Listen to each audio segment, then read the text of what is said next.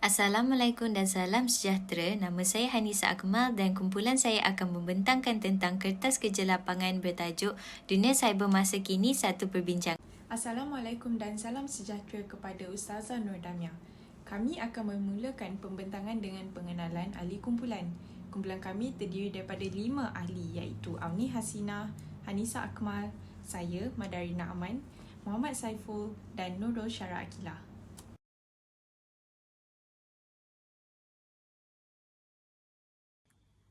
Assalamualaikum warahmatullahi wabarakatuh.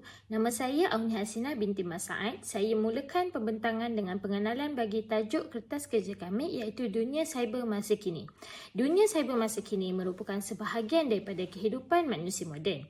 Ia memainkan peranan penting dan banyak mengubah pelbagai aspek kehidupan manusia. Walau bagaimanapun, dunia cyber bukan sahaja memberi kesan yang positif, malah boleh membawa kesan yang negatif kepada masyarakat.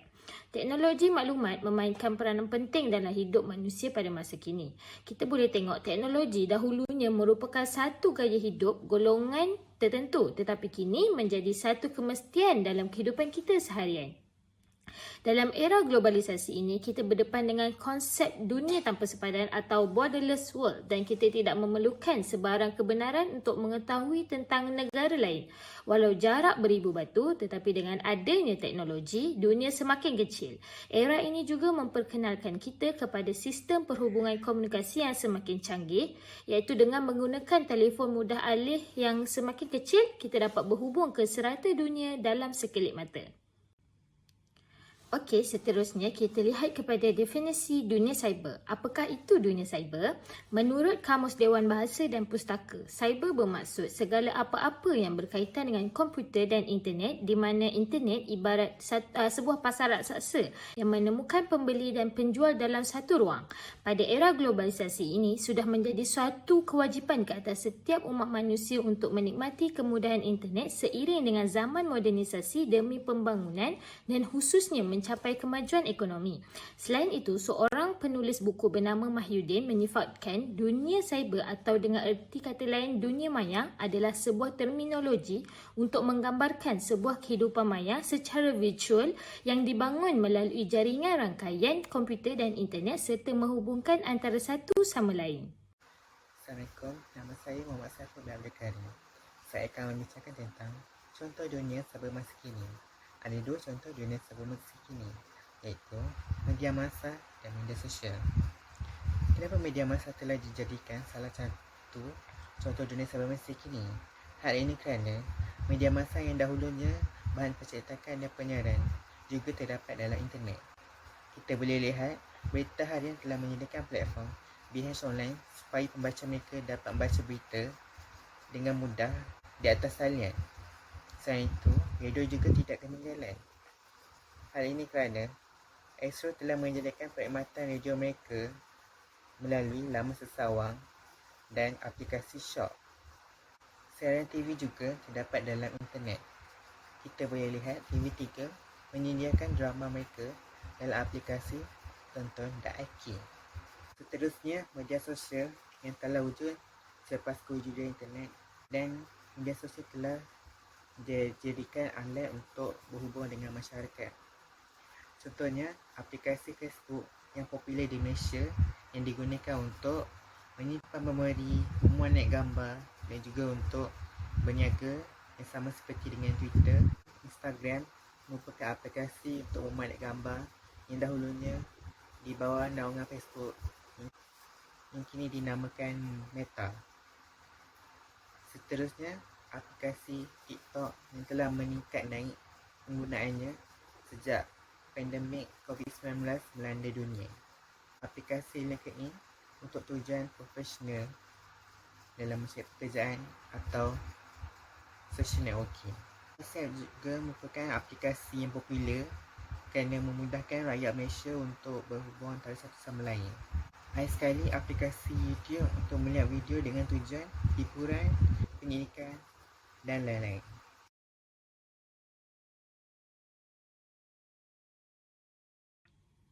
Isu semasa yang pertama ialah fitnah dan aib di media sosial. Apa itu fitnah? Menurut Kamus Dewan Bahasa dan Pustaka, fitnah ialah tuduhan yang diada-adakan untuk memburukkan seseorang. Manakala aib pula ialah rasa hina atau malu akibat sesuatu perbuatan keji yang tidak mahu diketahui oleh orang lain. Fitnah dan aib di media sosial merupakan salah satu jenayah cyber di mana dari segi undang-undang dalam perspektif Islam juga ditegah dan dilarang sama sekali. Surah Al-Baqarah ayat 217, Allah SWT jelas menyatakan berbuat fitnah dosanya lebih besar daripada membunuh. Sebagai contoh, Mahkamah Seksyen memerintahkan seorang aktivis membayar ganti rugi kepada Mufti Perlis Datuk Muhammad Asri Zainul Abidin berhubung kenyataan fitnah melalui satu hantaran Facebook. Bagi aib pula, seorang pembuli cyber tidak seharusnya mencari dan mendedahkan aib tersebut di halayak umum. Tetapi jika salah laku yang melibatkan jenayah dan melibatkan kemaslahatan masyarakat awam, ianya wajib dibongkarkan seperti isu gangguan seksual oleh seorang pendakwah terkenal. Assalamualaikum warahmatullahi wabarakatuh. Nama saya Nurul Syara Akilah dan saya akan meneruskan pembentangan dengan isu LGBT yang semakin berleluasa di media sosial. LGBT merupakan golongan manusia yang mempunyai kekeliruan identiti. Salah satu isu yang pernah viral tahun lepas ialah isu di mana Sajjad, seorang transgender, telah menunaikan umrah dengan berpakaian seperti wanita. Bukan sahaja itu, malah Sajjad telah memuat naik gambar dan rakaman di media sosial Instagram miliknya mengenai dirinya melakukan ibadah suci di Mekah dengan berpakaian telekung. Sekiranya perkara ini berterusan, para jemaah dari pihak Malaysia akan mengalami kesulitan untuk menunaikan ibadah umrah pada masa akan datang. Kesimpulannya adalah kita haruslah mengambil iktibar dari kisah kaum Nabi Lut yang telah dilaknat oleh Allah kerana kaumnya yang melakukan aktiviti sumbang LGBT sesama mereka. Dan akhirnya, kita haruslah menyebarkan perkara yang berunsur kebaikan sahaja di media sosial.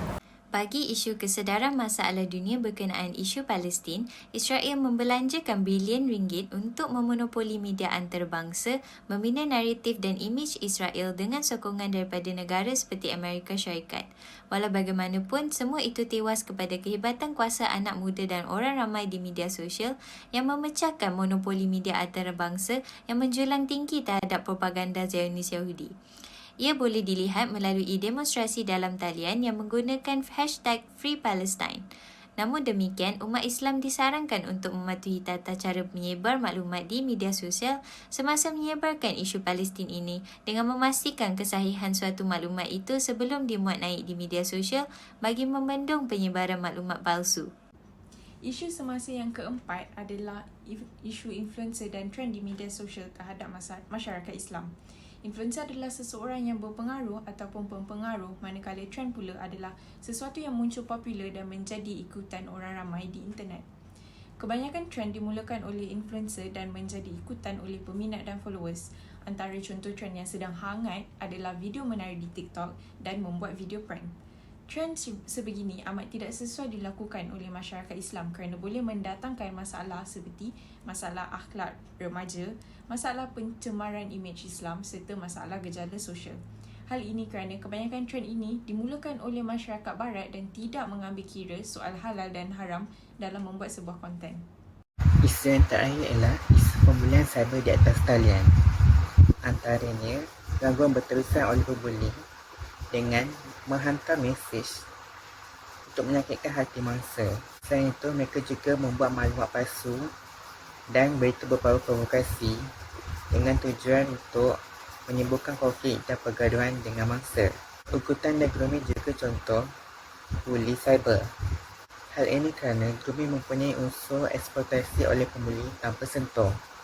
Pembuli memilih mereka kerana mangsa mudah untuk dimanipulasi. Akhir sekali, penyebaran gambar tidak sepenuh mangsa. Perkara ini sering terjadi dalam sebuah hubungan yang sudah terputus dan pembuli ingin membalas dendam. Terima kasih.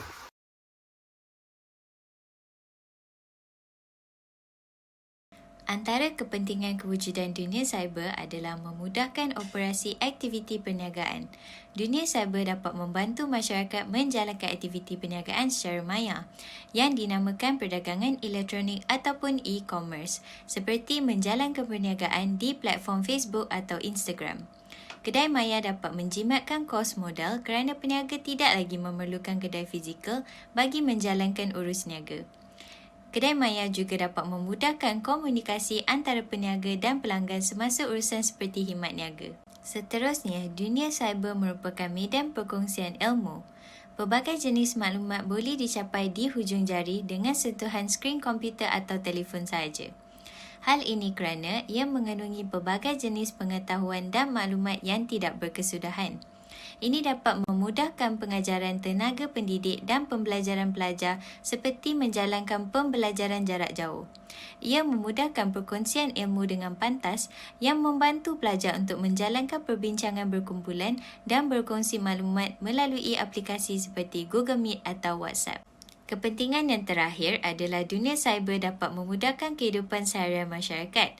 Urusan harian seperti perbankan, pembayaran bil, kesemuanya boleh dilakukan dengan telefon dan tidak lagi memerlukan seseorang itu untuk keluar daripada rumah mereka. Urusan syarikat juga dapat dijalankan dengan optimum, seperti cawangan syarikat di lokasi yang berbeza boleh memaklum antara satu sama lain berkenaan masalah dengan mudah dan cepat. Penggunaan AI dalam urusan khidmat pelanggan juga dapat memudahkan penyelesaian masalah pelanggan dan menjimatkan masa seperti penggunaan chatbot. Seterusnya, saya akan meneruskan pembentangan tentang cabaran-cabaran dalam menempuh dunia cyber masa kini. Cabaran yang pertama adalah ancaman keselamatan data dan internet. Data merupakan suatu nilai yang sangat berharga bagi sesebuah organisasi. Sekiranya data sesebuah organisasi itu hilang, rosak atau dicerobohi, ia akan memberi impak yang sangat buruk kepada organisasi tersebut. Oleh kerana perkembangan dan teknologi maklumat yang sedang berkembang dengan pesat, kemungkinan untuk menerima ancaman dunia cyber juga meningkat. Antara contoh ancaman cyber yang sering berlaku adalah seperti intrusion activity, serangan virus, scammer dan sebagainya. Kesimpulannya, setiap syarikat haruslah mempunyai keselamatan data yang sangat kuat supaya ia susah untuk dicerobohi oleh pihak yang tidak bertanggungjawab, dan setiap individu juga haruslah mempunyai hasil dan titik perlu sendiri tanpa perlu mengambil hak orang lain. Cabaran yang kedua adalah penipuan atas talian dalam situasi jual beli. Antara ruang e-dagang yang digunakan di Malaysia ialah Shopee, Lazada dan Foodpanda. Seterusnya, walaupun perniagaan dalam talian dapat membantu untuk memudahkan hidup rakyat masa kini, namun mereka tetap terdedah kepada risiko penipuan oleh peniaga semasa proses membeli belah dalam talian sedang jalankan. Sebagai contoh, penipuannya adalah bungkusan yang diterima tidak sama seperti yang diiklankan. Kesimpulannya, kita haruslah menjalankan perniagaan dengan jujur dan amanah seperti Rasulullah. Selain itu, sebagai pembeli, kita haruslah bijak dalam membeli belah atas talian supaya tidak mudah tertipu oleh peniaga. Cabaran yang terakhir adalah kesahihan maklumat atau berita di laman sosial. Berita dan maklumat yang telah tular di laman sosial tidak semestinya adalah berdasarkan fakta dan sahih. Sebagai contoh, berita yang tersebar dengan sangat pantas di laman sosial seperti Facebook, WhatsApp, Telegram dan lain-lain mengenai vaksin dan COVID-19 yang tidak sahih telah menimbulkan kekeliruan dalam kalangan masyarakat di Malaysia dan juga di luar negara. Kesimpulannya, kita haruslah memastikan bahawa berita dan maklumat yang mahu dikongsikan itu adalah benar dan sahih supaya dapat memberikan manfaat kepada individu yang membaca berita dan maklumat tersebut. Akhir sekali, saya akan membincangkan tentang kaedah mengatasi cabaran dalam menempuh era dunia cyber masa kini bagi individu, masyarakat dan negara. Bagi mengatasi masalah ancaman keselamatan data, seseorang itu boleh menggunakan perisian antivirus. Perisian ini mampu melindungi individu daripada serangan virus serta skam di internet. Seterusnya, sebagai pengguna yang bertanggungjawab, seseorang itu hendaklah menapis dan menyelidik dahulu kesahihan maklumat dan berita yang diterima daripada media sosial supaya dapat mengelakkan daripada ancaman fitnah dan penipuan. Dan akhir sekali, individu yang ingin memuat naik sebarang gambar, video serta konten di media sosial hendaklah memastikan ia tidak bercanggah dengan hukum Islam. Hal ini dapat membantu seseorang itu daripada difitnah dan menjauhi maksiat. Seterusnya, terdapat beberapa kaedah juga bagi masyarakat untuk mengatasi cabaran dunia cyber. Pertama sekali, sesebuah organisasi yang menyimpan data dan maklumat peribadi pengguna hendaklah melindungi data tersebut dengan memperketatkan pengawasan data serta tidak menjual data tersebut pada mana-mana pihak. Seterusnya, Persatuan Pengguna juga mampu membantu pengguna mengatasi masalah dunia cyber dengan membangkitkan kesedaran masyarakat tentang laman web yang berunsurkan penipuan serta tanggungjawab dan hak mereka. Selain itu, Ibu bapa juga turut memainkan peranan penting dalam membantu remaja mengatasi masalah dunia cyber. Ceramah jati diri di sekolah serta penerapan nilai murni dan adab mampu membentuk remaja menjadi pengguna media sosial yang lebih bertanggungjawab. Akhir sekali, negara memainkan peranan yang penting bagi mengatasi masalah dunia cyber. Antara langkah yang boleh dilakukan oleh kerajaan bagi memastikan segala data dan maklumat negara selamat daripada ancaman cyber luar dan dalam negara adalah dengan memastikan Malaysia mempunyai pasukan keselamatan cyber yang berkualiti. Ini amat penting kerana pasukan keselamatan cyber mempunyai tanggungjawab dan kerja yang besar dan berat. Selain itu, kerajaan hendaklah memperketatkan undang-undang jenayah cyber. Hal ini dapat dilakukan dengan menggubal undang-undang buli cyber bagi mengurangkan masalah pembelian cyber dan penyebaran fitnah. Akhir sekali, kerajaan hendaklah menyenarai hitamkan laman web yang berunsurkan lucah dan penipuan supaya dapat membentuk rakyat yang berakhlak dan bertanggungjawab. Okey, kesimpulannya untuk pembentangan tajuk kertas kerja kami ialah dalam penggunaan dunia cyber atau teknologi maklumat dan komunikasi iaitu ICT yang meluas, meskipun banyak kesan positif daripada pelbagai aspek, tidak dapat dinafikan bahawa masyarakat juga terdedah dengan kesan negatif daripada penggunaan media sosial yang tidak terkawal. Kemajuan teknologi dalam berkomunikasi melalui media sosial dapat mewujudkan masyarakat yang berinformasi. Justru itu, setiap pengguna mestilah bertanggungjawab dan berhemah dalam menggunakan media sosial. Pengguna seharusnya memanfaatkan kemajuan teknologi dan menggunakan media sosial ke arah kebaikan seperti memajukan ekonomi, mengeratkan hubungan silaturahim dan tidak berlebih-lebihan sehingga memudaratkan. Sekian saja daripada kami. Terima kasih.